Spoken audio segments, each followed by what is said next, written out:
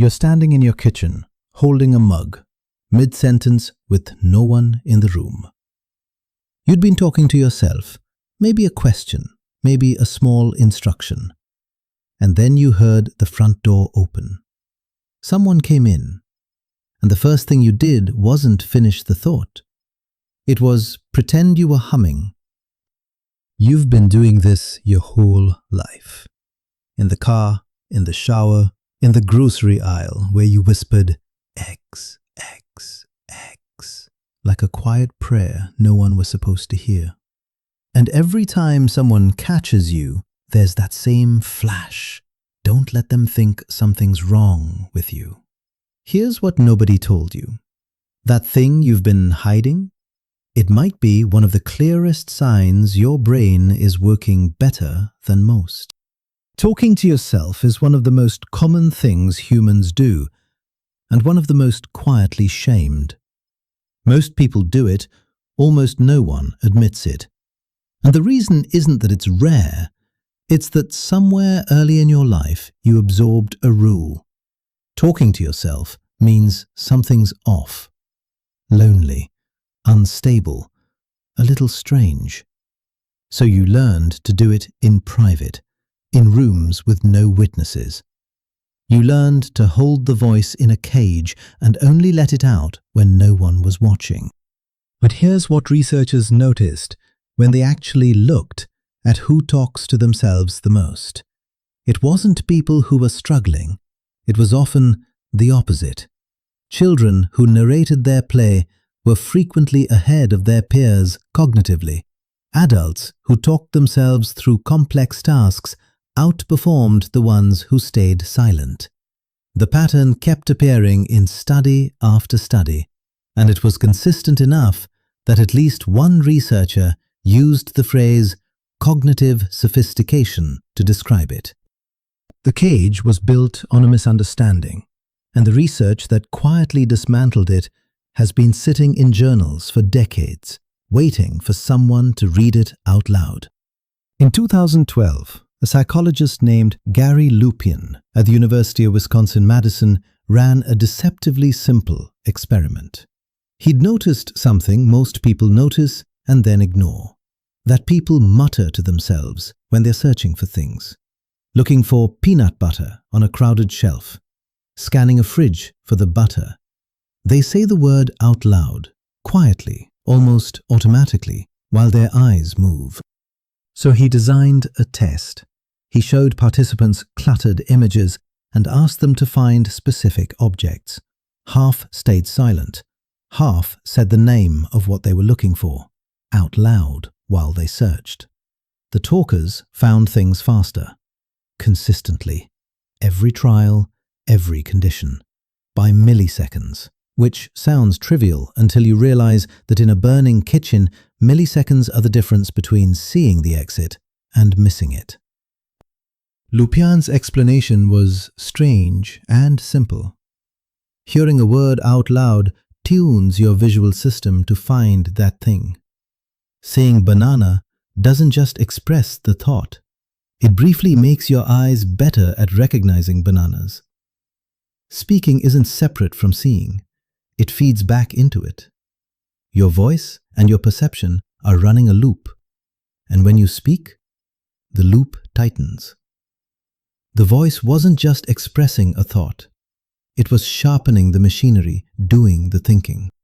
A few years later, at Bangor University in Wales, a researcher named Paloma Mari-Beffa noticed something her students kept doing before exams. They whispered instructions to themselves, muttered steps under their breath during complicated tasks. She'd seen it enough times that she stopped dismissing it and started studying it. She gave participants a set of written instructions and asked them to read those instructions either silently or out loud. Then she measured their focus and their performance on the tasks that followed. The people who read aloud did better. Not because they were smarter, not because they had more time, because they said the words instead of just thinking them. What surprised her was the gap. Not just between reading silently and reading aloud, but between thinking the instructions and saying them. The voice did something the thought couldn't. Your brain treats your own voice differently than your own internal reasoning. A thought is a whisper in a room you've been in too long. A spoken word is a knock on the door. It cuts through, it commands. It makes you listen to yourself in a way that pure inner monologue doesn't always manage. And then Mari-Beffa wrote a sentence that sat in the study like a quiet flare. The stereotype of the mad scientist talking to themselves, lost in their own world, might actually reflect a person using every available resource to increase their own brain power. Which means every time you've muted yourself to seem normal, you've been turning off a tool other people wish they used more. The mad scientist wasn't mad. They were running an extra processing channel that most people had been quietly shamed into switching off. You used to do this constantly. As a kid, you narrated your own play.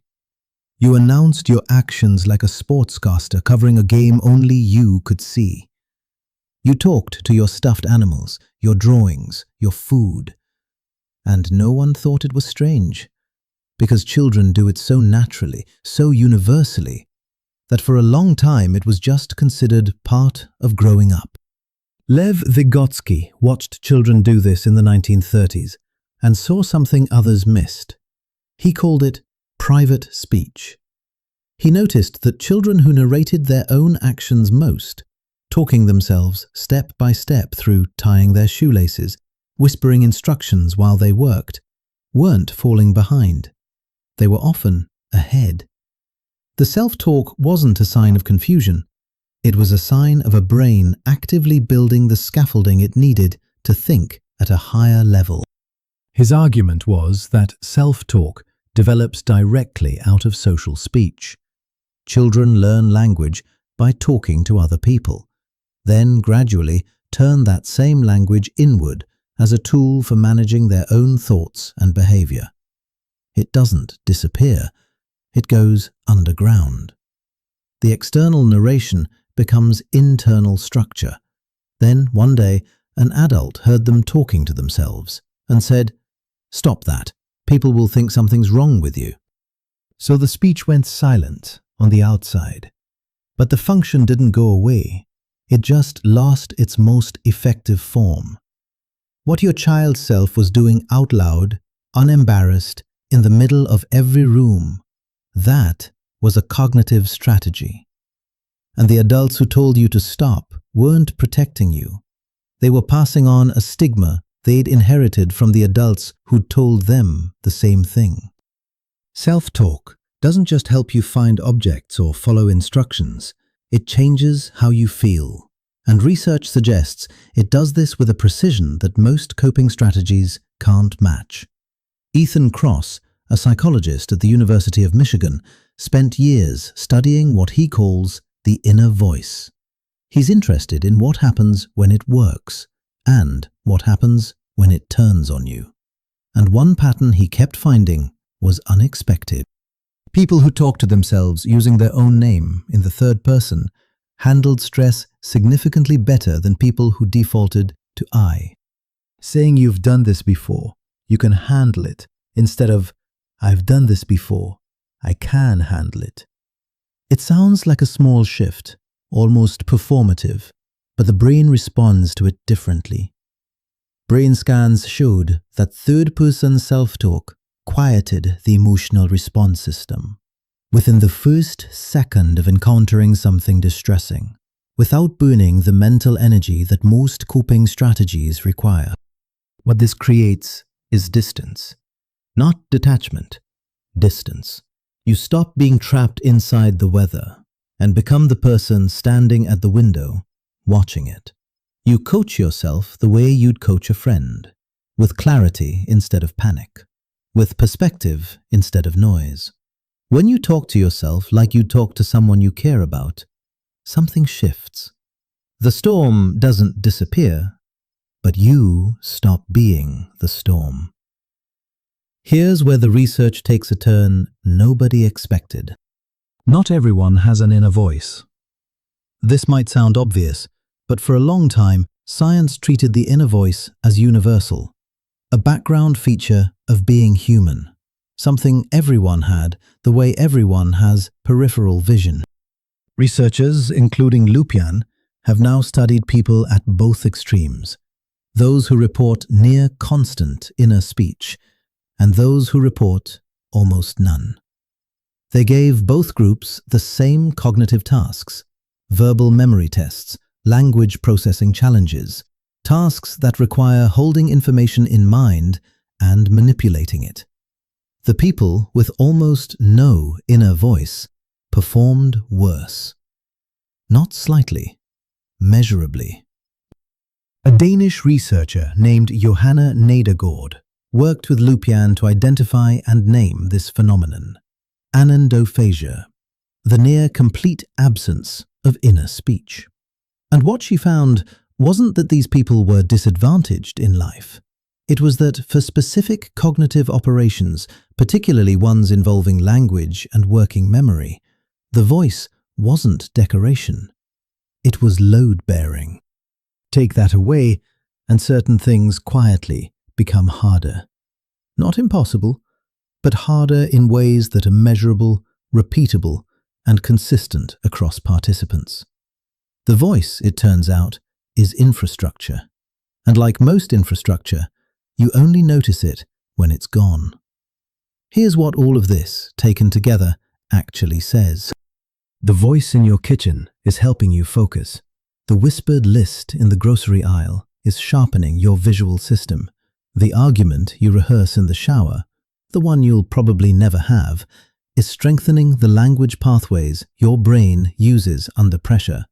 The third-person pep talk before the difficult conversation is regulating your nervous system without draining your willpower. People hear someone talking to themselves and assume something's off. What they don't see is a brain running parallel processing, using the voice not as a symptom of disorder, but as a tool for clarity. You weren't being strange in that kitchen. You weren't slipping. You were doing the thing your child self knew how to do before anyone taught you to be quiet about it.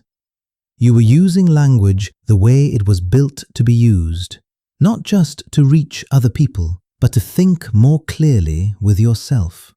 You're going to do it again tomorrow, in the car, in the shower, standing in your kitchen mid-sentence with no one, and then you'll hear a sound and catch yourself. And maybe this time, you won't pretend you were humming. The strangest thing about intelligence is how often it gets mistaken for embarrassment, and how often the people doing the most thinking are the ones who learned too early to apologize for the sound of it. So here's the question worth sitting with, not about the research, but about you specifically. How many times today did you catch yourself thinking in your own voice and immediately make it smaller? And what might have been clearer if you hadn't?